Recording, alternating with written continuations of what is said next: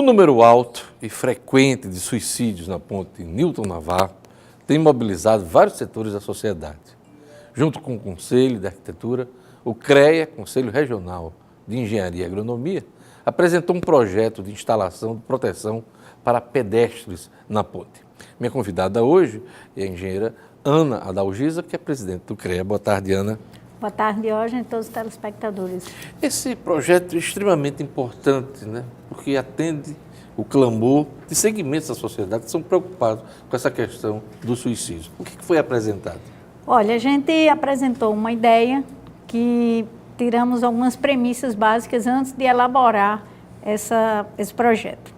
Quais são? Primeiro, que nós temos uma ponte que tem um super visual, uma ponte turística, o qual nossa ideia não poderia fechar aquele visual.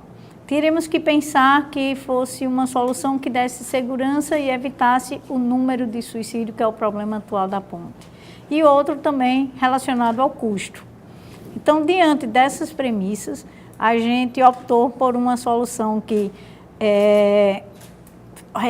continuasse com o mesmo guarda-corpo hoje existente, a gente reutiliza ele sem alteração e em cima dele colocaríamos uma estrutura, um perfil metálico com vidro. Então o vidro iria deixar com que o visual que hoje a gente tem da ponte não fosse interrompido, além de evitar a escala que hoje existe, de você escala o guarda-corpo e pula. Você tem uma proteção. Guarda-corpo seria aquela a muretazinha? A muretazinha, que aquela... acompanha toda a extensão da ponte, né? Exatamente. Tá, então seria colocado um vidro, né? Um vidro. A solução é um vidro porque permite o visual e fecha aquela parte aberta que hoje tem. Um vidro que do piso ao topo do vidro, um vidro inclinado, teria 2,5 metros.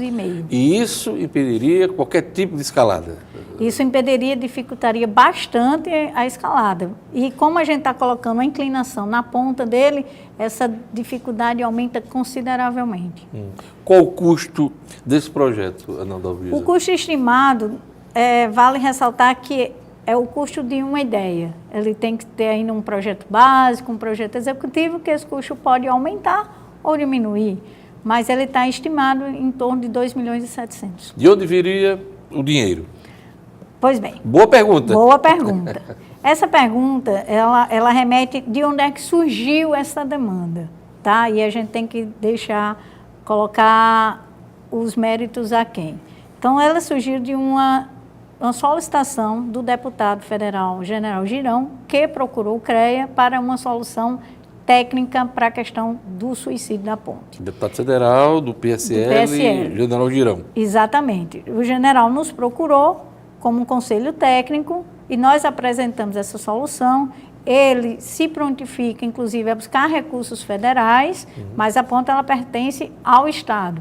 Hoje estivemos com o secretário de Infraestrutura, Gustavo Coelho, mostrando e apresentando essa solução, qual foi bem aceita lá na secretaria. Lógico que ele vai buscar apresentar ao governo, mas eu acho que importante é que toda a classe política ela se una para solucionar esse problema. Que é um problema muito sério, não há dados oficiais sobre o número de mortes na ponte. As pessoas saltam do vão central, né, que é uma altura de 18 andares, né? Em torno de 20 andares, são em torno de 60 metros. 20 andares. Então é uma queda fatal, uma queda mortal. Não há números oficiais. A revista Época recentemente publicou uma reportagem registrando 400 mortes neste ano. É um número que está sendo considerado muito alto, excessivo.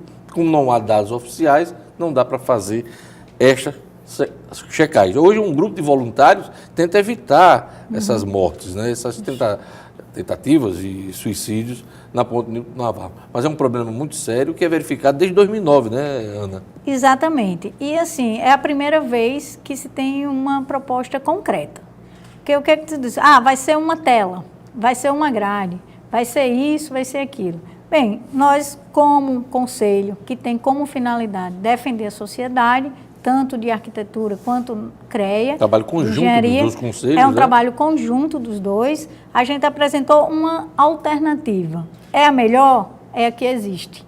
O que os dois conselhos estão se propondo e se propuseram e executaram foi dar uma alternativa à sociedade, mas principalmente chamar a atenção da sociedade para esse problema, para que todos juntos busquem uma solução que é, de fato, a execução. Não adianta a gente ficar, eu acho que é isso, acho que é aquilo. Não, essa é a proposta. Se tiver outras, vamos debater, vamos construir alternativas. Os dois conselhos estão abertos, mas eu acho que o nosso papel foi cumprido. Pois é, e a segurança na ponte Nilton Navarro já gerou uma ação judicial. Desde 2012, o Ministério Público, CODERN, que é a Companhia Docas, o Governo do Estado e a Prefeitura de Natal fazem parte dessa ação sobre a responsabilidade de segurança na ponte. Coube, por uma decisão preliminar, que a Prefeitura Municipal de Natal teria que corrigir asfalto, iluminação, limpeza, tela de proteção, câmeras de monitoramento na ponte. Então, mas a Prefeitura contesta essa responsabilidade, essa determinação, porque também isso gera custos. O general Girão ficou de arranjar dinheiro federal. Isso, ele está se propondo a buscar verbas. Segunda-feira a gente já foi convidado pelo vereador presidente da Câmara, Paulinho Freire, para uma audiência pública para apresentar essa proposta de solução. Isso é importante porque envolve também a Câmara Municipal de Natal. A Câmara Municipal de Natal, a propositura do presidente. Então também vamos ter essa discussão lá. Eu acho que está na hora de ter essa ampla discussão, esse amplo debate, na busca de darmos as mãos e achar o recurso e a fonte de financiamento. Eu não sei se você acompanhou essa discussão, mas essa falta de proteção na ponte Nilton Navarro, ela vem desde o projeto, desde a entrega, né? São quantos anos já de ponte? A ponte ela foi inaugurada em 2007. Em 2007. E deveria prever essa proteção aos pedestres, né? Ela tem um guarda-corpo existente. Pela norma, o que está lá atinge. Só que não estava pensado em suicídio. Mas a pessoa, normativamente, ela está ok. O que está sendo também discutido é que lá na entrega não foram feitas as defensas, que é a questão nos pilares dos navios. Mas em relação ao guarda-corpo está ok. Só que surgiu uma outra demanda e essa demanda ela vem crescendo a cada dia e que precisa de uma solução. Uma demanda grave, gravíssimo, né? Gravíssimo. A senhora fez vistoria em loco? Foi lá, inclusive eu fui no próprio acampamento dos vigilantes lá. Dos voluntários, né? Dos voluntários. Eles participaram ontem da apresentação do projeto lá no CREA. Qual foi a receptividade? A receptividade foi muito boa, porque eles pela primeira vez estão vendo uma alternativa viável e palpável, não é mais só o discurso de telograde, e eles estão apoiando, estão acreditando que essa solução, até porque, Diógenes, o fôlego deles também é curto.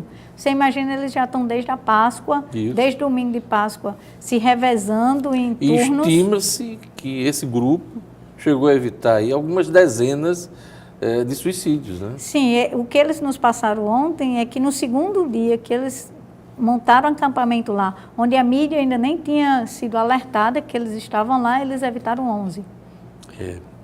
É um problema muito sério, que é amplo, né? Vai além de uma questão técnica de uma obra, é um problema social, um problema muito sério, que precisa ser enfrentado. Sim. E a imprensa tem noticiado nesse sentido, de levar a discussão para que ações concretas se realizem, como esse projeto do CREA com o Conselho de Arquitetura, que a gente tenha resultado.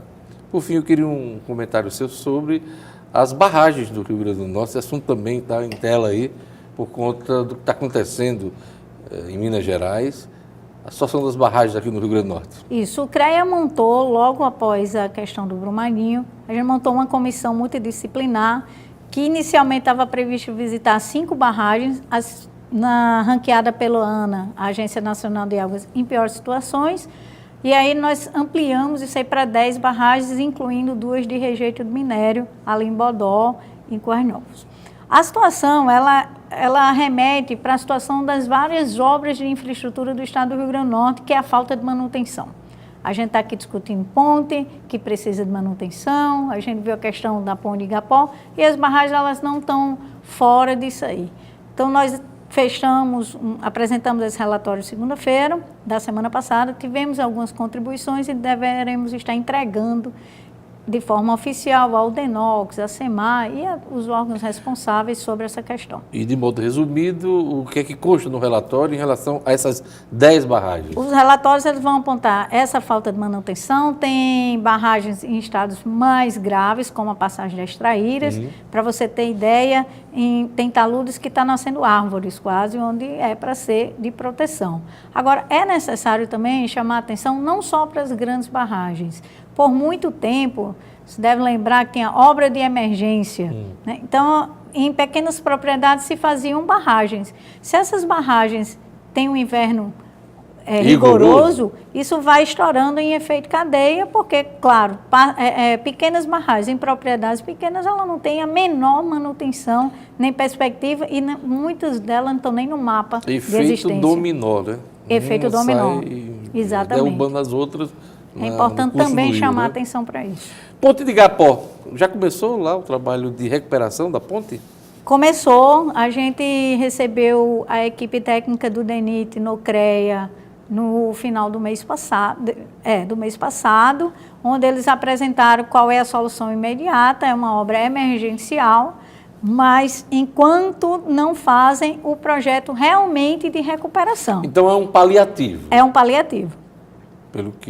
Pelo que foi nos passado, é um paliativo emergencial nos pilares que estão em pior situação, enquanto eles fazem um estudo mais detalhado e um orçamento maior. Quem é que está cuidando disso? O DR, né? É o DENIT. O DENIT, é o Departamento Nacional de Infraestrutura, né? Goianinha, também faz parte das obras que estão sendo acompanhadas pelo viaduto lá de Goianinha. Não, a gente não entrou nessa parte, não. Não, a gente ficou realmente, nos concentramos no viaduto, ou na Igapó, mas a gente está pretendendo fazer um debate mais amplo lá no CREA. A gente tem um projeto chamado CREA em Debate, onde nós vamos debater sobre as principais obras de infraestrutura do Estado e da região metropolitana. Esses 2 viadutos são interditados ali em Goianinha. Há notícias de que recursos serão liberados para a recuperação, mas são 2 anos já de interdição. Assim como a reta Tabajara. Pois é. Esse é assunto para outra entrevista, hein, Ana Adalgisa? Pois é. Presidente do CREA, Ana Adalgisa, engenheira, obrigado pela presença aqui no nosso programa. Obrigada, Diógenes, e estamos à disposição para prestar qualquer esclarecimento à sociedade. É isso, muito obrigado.